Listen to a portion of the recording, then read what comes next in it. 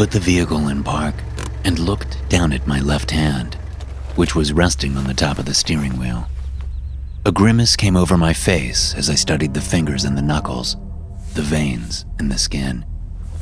Shaking my head, I stepped out of the car and walked up to the apartment building. It was the middle of the afternoon, and kids were playing in the expanse of green lawn out front. A few adults sat nearby on benches, chatting and keeping an eye on the kids.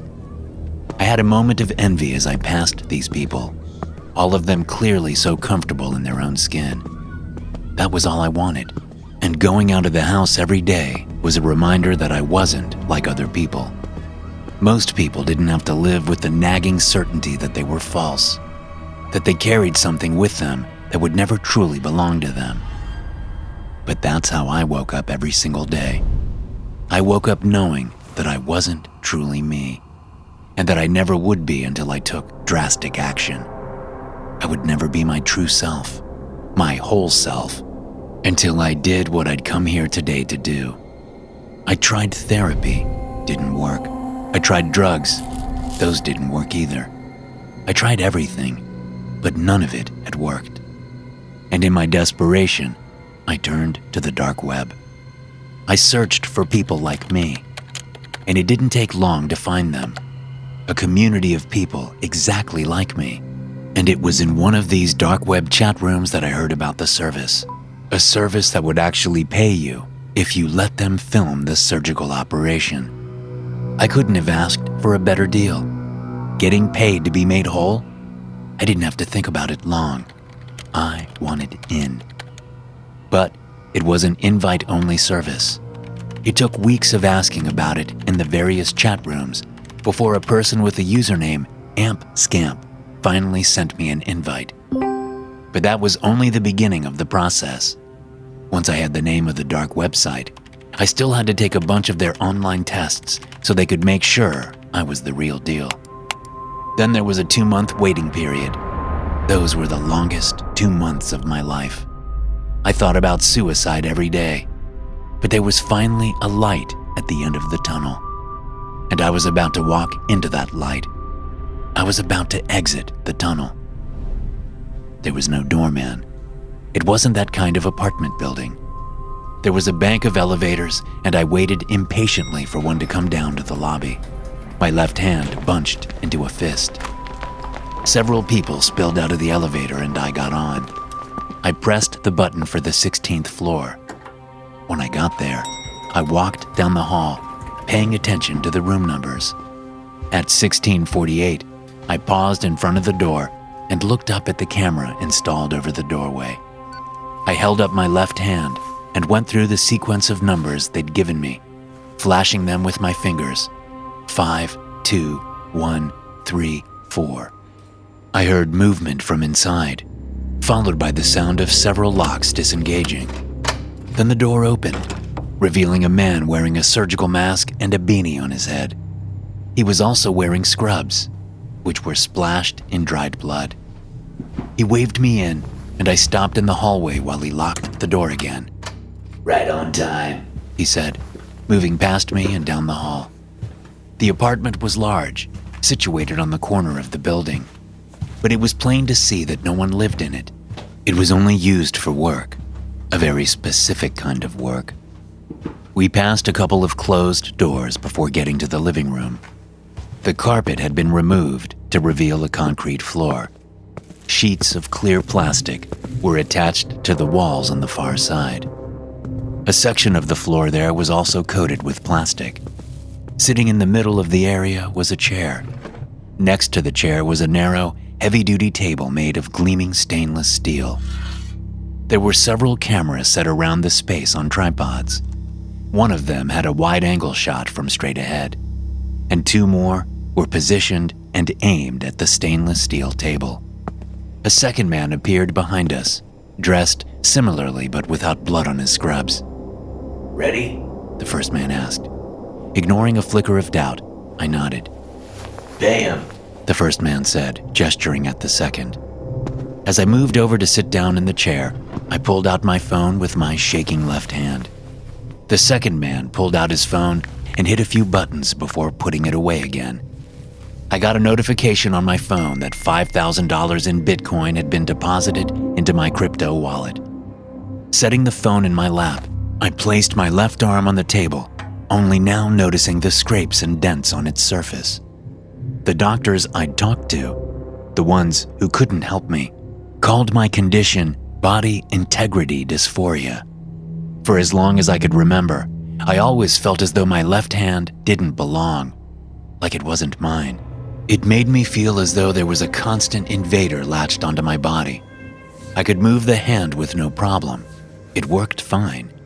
But when I moved it, watching it as I did, I couldn't help feeling disgusted at its continued attachment to my body. But now, as the bloody man strapped my arm to the table with 2 leather belts, the flicker of doubt was growing. I told myself it was just because I was scared. I'd wanted this for so long, I had to go through with it. Once he had my arm secured so it wouldn't move, he strapped my right arm to the chair. Sometimes the body will move on its own to protect itself, he said. Can't have you trying to stop me once I start. Right, I said in a shaky voice. He moved into the kitchen and retrieved a new-looking machete out of a tub of liquid, presumably disinfectant. As he walked back over toward me, the other man made sure all the cameras were in position and recording. I knew they sold the footage on the dark web, which was how they could afford to pay me $5,000. The 2 men nodded at each other. They were ready to go. The bloody man stepped up and placed the edge of the machete on my wrist, preparing for his swing. He brought the machete up over his head. Wait! I screamed. Wait! I don't want to do this anymore. I was wrong, okay? And let me go. Oh, okay. The guy said. Sure thing. I relaxed. Really? Just like that? He slammed the machete down, chopping my hand off at the wrist as I screamed. Blood spurted out of the wound. My severed hand twitched. But it wasn't really my hand. Not anymore. Now that it was gone, I could see that clearly. It was so foreign, so disgusting, so vile. And now it was gone. An intense pleasure mixed with the immense pain I was feeling from the amputation. I grew lightheaded, a floating feeling coming into my stomach. And as they unstrapped me and tended to my wound, I laughed. I felt complete for the first time in my life. I watched the girl as she walked home from the corner where the school bus let her off. She was walking with a couple of other kids and 1 woman. The woman wasn't her mother. I'd been watching her for long enough to know that. I'd also been watching for long enough to know that it wouldn't be hard to kidnap her. Not really. Not for anyone halfway competent. And I was certainly more than halfway competent. It wouldn't be easy to snag her as she walked home from school. There was always an adult around. My mind reeled as I watched through my binoculars from a house 1 street over. I was at a back window on the 2nd floor of the empty house. According to my research, the house had sold, but was currently in escrow. I didn't know how much more time I would have, though. Could be days before the new owners showed up. Could be weeks. The window gave me a view between 2 houses, allowing me to see the front door of the girl's home. Her name was Mandy, and she was 17 years old. Once she was inside her house, I brought the binoculars down and stepped away from the window. The best time to snag her up was at night, after everyone had gone to bed, so I had several hours to kill. I knew tonight would be the night. I could feel it in my bones, along with the excitement and anxiety of anticipation. I ate dinner using a jet boil to heat water for my freeze-dried food, and I did some research online, using the neighbor's poorly protected Wi-Fi network. Once all that was done, I got on the dark web once again, and I read the chat room post for the 50th time. My wheels turned. It was a conundrum, but I needed to take things 1 step at a time.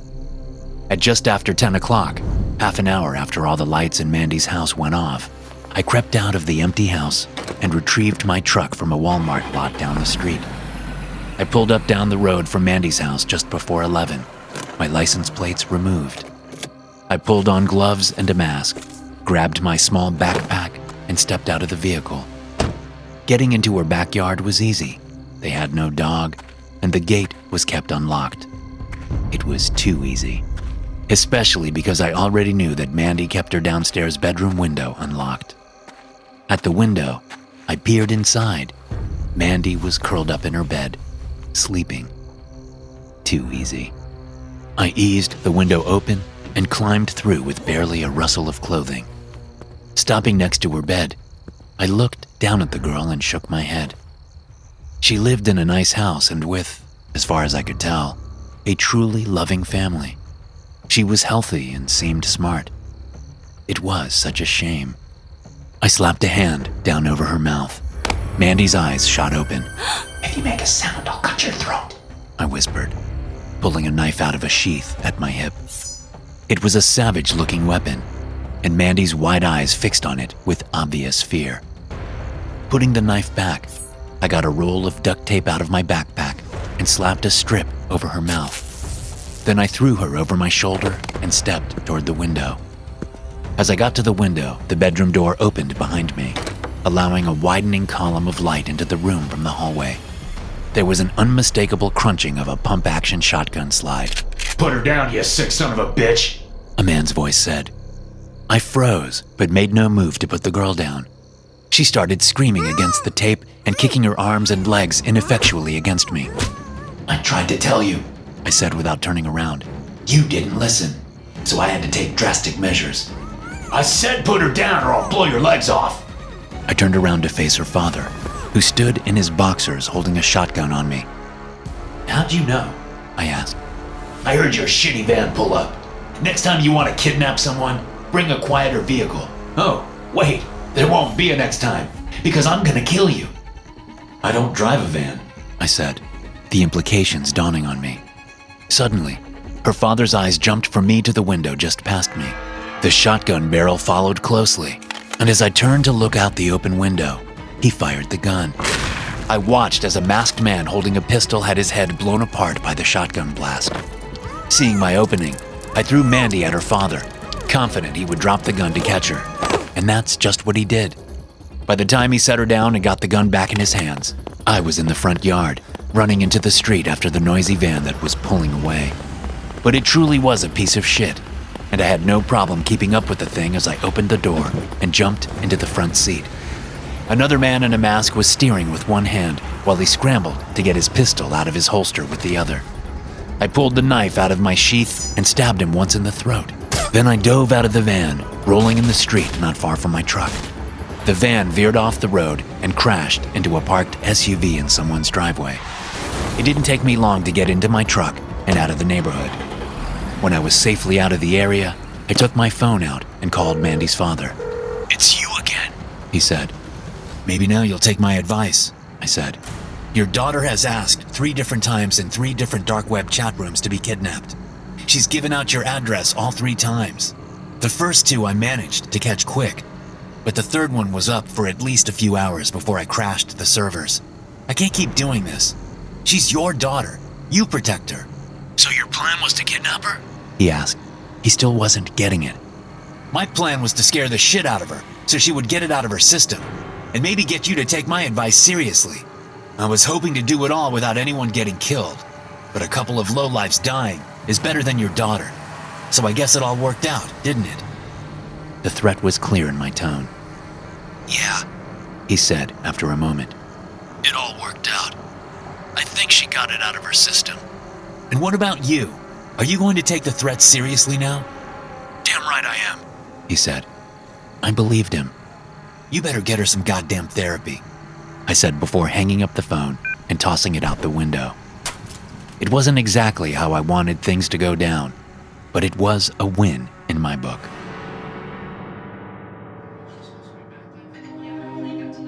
The doorbell rings. Even before the tone is finished resonating, I'm jumping up from the couch. I'll get it. I say to my perplexed girlfriend. Do you want me to pause it? She asks.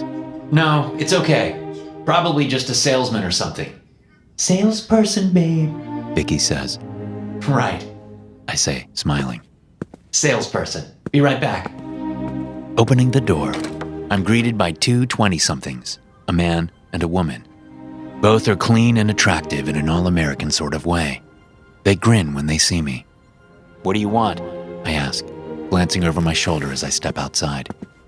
"It's really you," the woman says, reaching out to touch the compass tattoo on my left wrist. I slap her hand away. "Get off my property." As I turn to go inside, the man speaks. "But we solved your puzzle, and we just wanted to say how much we love your work." "There is no goddamn puzzle," I say through clenched teeth. "That was a mistake. I've since taken the videos down. I just want to be left alone, but you people keep showing up." "Jeez," the man says. "It's true what they say. Never meet your idols." "Yeah," the woman says. They turn to walk away, but the woman tosses another remark over her shoulder. "If you didn't want to be famous, you shouldn't have left those Easter eggs in your videos." My shoulders slump, and I let out a long breath. "Hey, listen," I say. "I'm sorry. I just had a rough day. Why don't you guys come into my backyard and we'll talk for a bit? How's that sound?" Their faces lit up, and I guide them around the side of the house. We get to the back patio where I tell them to have a seat. Then I step to the back door. "Oops, this is locked," I say. "I'm gonna go around front. You guys want a beer? Wine? Lemonade?" "Lemonade would be great," the woman says. "Yeah, do me up." They're both still beaming. It's kind of sad, really. I duck around the side of the house and grab the shovel leaning there. Then I run back to the patio and swing the shovel at the side of the man's head as hard as I can. The blade gouges his head and knocks him unconscious as I move quickly toward the woman, who's standing up, getting ready to scream. I crack her in the face with the thing, and she falls like a sack full of severed limbs. Turning back to the guy, I hit him twice more, making sure he's dead. Then I do the same with the woman. "Come to my house," I mutter. "Ridiculous. I didn't even mean to leave any clues as to who I was in those damn videos." The back sliding door comes open, and Vicky steps out, freezing as she sees the bloody mess on the patio. She looks into my eyes for a brief moment before turning and bolting into the house. I run after her, catching up as she slows to open the front door. But before she can turn the knob, I open her skull with the shovel. As I drag her body through the house, I know I'll have to move now. There's no doubt about it. You post a half dozen videos on the dark web of you killing people, and all of a sudden you have a bunch of weirdos figuring out where you live, asking for autographs and tips on how to be a serial killer. I tried to be careful. I wore a mask in all the videos, but I guess I wasn't careful enough.